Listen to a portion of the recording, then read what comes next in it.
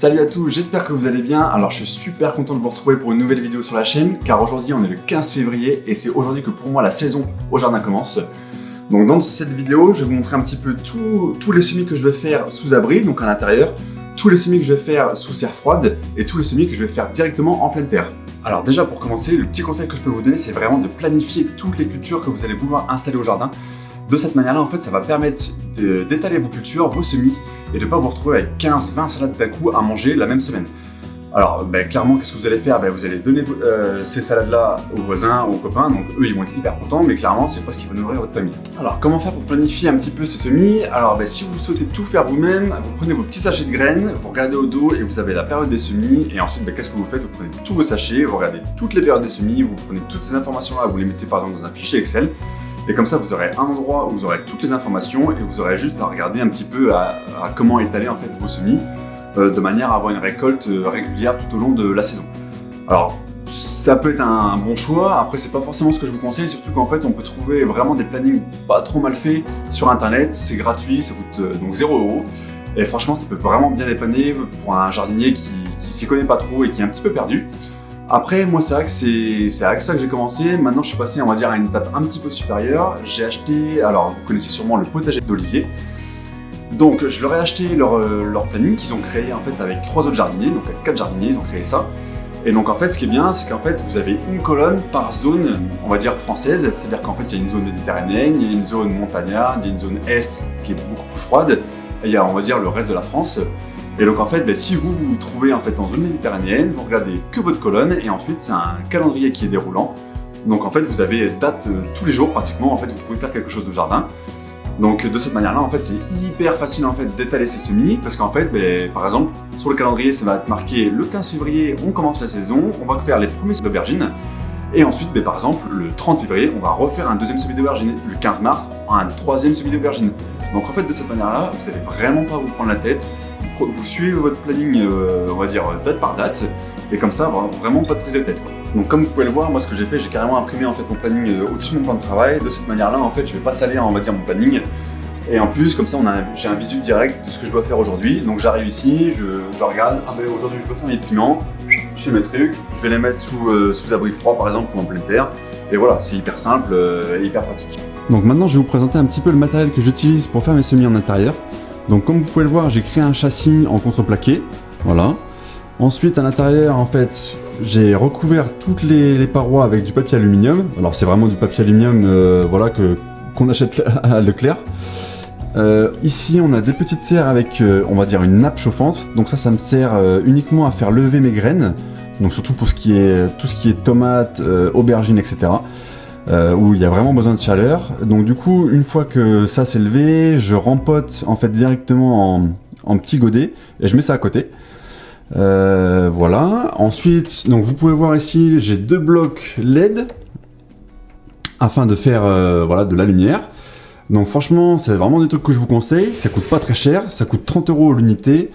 Il y a une puissance en fait d'éclairage de 100 watts, mais on consomme seulement 30 watts. Et donc si on fait un petit calcul rapide, on est à 5 € d'électricité par mois pour les 2 blocs. Voilà, donc c'est vraiment un truc que je vous conseille. Clairement, la première année, on est rentable. Entre acheter tous ces plants dans le commerce et tout faire à partir de la graine chez soi, franchement, c'est vraiment un truc que je vous conseille. C'est-à-dire qu'un bloc, ça coûte 30 €, donc c'est-à-dire que les deux coûtent 60 €. Plus, on va dire, 2-3 mois d'utilisation pour les semis en intérieur. Donc on va dire, voilà, 15 €. Ça veut dire 75 € pour la totalité. Franchement, c'est vraiment un truc que je vous conseille, quoi. Et donc, qu'est-ce qu'on va faire comme semis à l'intérieur? Ça va être tout ce qui est culture d'été qui va vraiment prendre du temps à grandir. Donc, tout ce qui est tomates, aubergines, poivrons. Donc, toutes ces choses-là, il faut vraiment les commencer en avance, que ce soit à partir de mi-février ou début mars. Il faut vraiment les commencer à l'intérieur, au chaud. Parce que c'est vrai que si on attend de planter nos petites graines à l'extérieur quand il commence à faire chaud, c'est-à-dire vers mai, juin, clairement, on n'aura jamais la récolte en fait de l'année.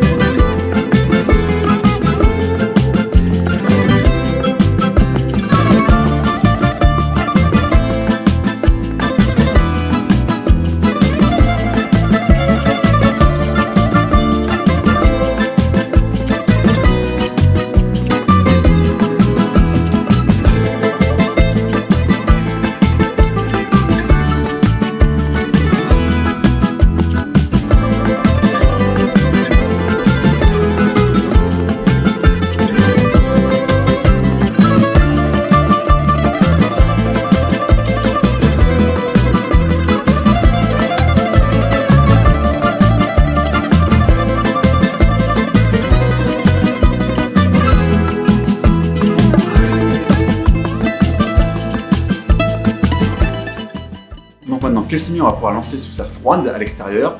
Donc ça va être toutes les cultures printemps, été qui n'aiment pas trop la chaleur et qui peut germer entre 5 et 10 degrés. Donc voilà, tout ce qui est fèves, petits pois, radis, mâches, épinards. Donc ça, il n'y a aucun problème. Alors le gros avantage de ça, c'est que par exemple de mettre des fèves en godet sous serre, ça va être que en fait le jeune plant ne va pas se faire manger par les limaces. Alors par contre, le petit inconvénient, c'est qu'il peut avoir une croissance qui soit un peu plus faible par rapport à une graine qu'on aura plantée en pleine terre.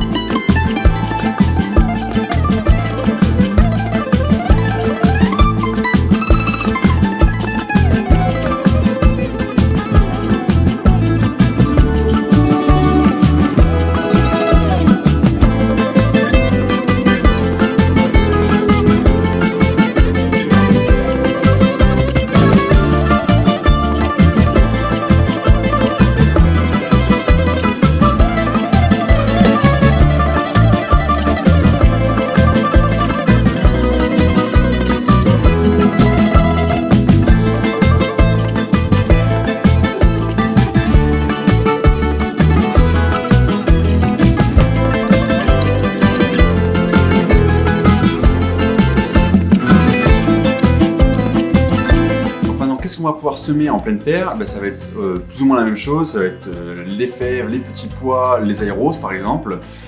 Donc quels sont les avantages et les inconvénients par rapport à ça? C'est forcément tout l'inverse de ce que je viens de vous citer tout à l'heure. Donc c'est-à-dire qu'en gros, on aura un plant qui sera sûrement plus vigoureux par rapport à une graine qu'on aura mis en godet sous serre froide, parce qu'elle va pouvoir vraiment faire des racines et descendre directement profond. Par contre, clairement, elle va pouvoir plus facilement se faire manger par les limaces. Donc le petit conseil que je peux vous donner, c'est d'épailler votre planche de culture, votre bac potager par exemple, de manière à avoir en fait une zone qui est dégagée et laisser le plant en fait bien grandir sans avoir de potentielles attaques en fait de limaces.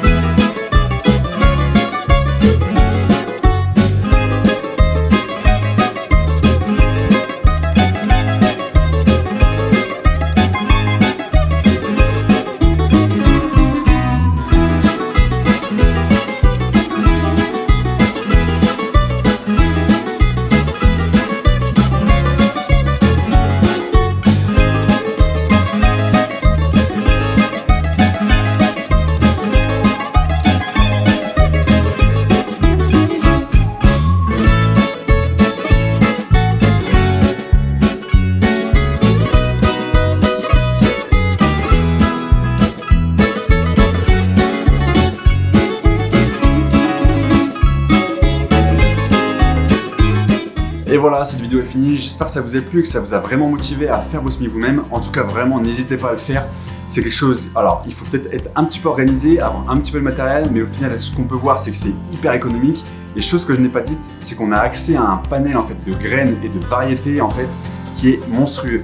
C'est-à-dire qu'en général, quand on va chez Gainvert ou Jardiland, voilà, sans les citer, on va avoir une ou deux variétés de tomates, pas plus. Alors que si on choisit ces graines soi-même, on peut vraiment avoir accès à un panel en fait qui est monstrueux. Et par exemple avoir des tomates qui soient tardives, des tomates qui soient de saison et des tomates qui soient précoces. Et donc en fait avoir, alors je dis des bêtises, mais pratiquement des tomates toute l'année quoi. Donc franchement, c'est vraiment un truc qu'il ne faut pas hésiter à faire. Et ensuite, ce que vous allez adorer, c'est vraiment suivre l'évolution de la plante du début jusqu'à votre assiette. Ça va être génial. En tout cas, merci beaucoup. N'hésitez pas à liker, à partager et à vous abonner à la chaîne. Et je vous dis à très vite sur la chaîne. Salut, salut!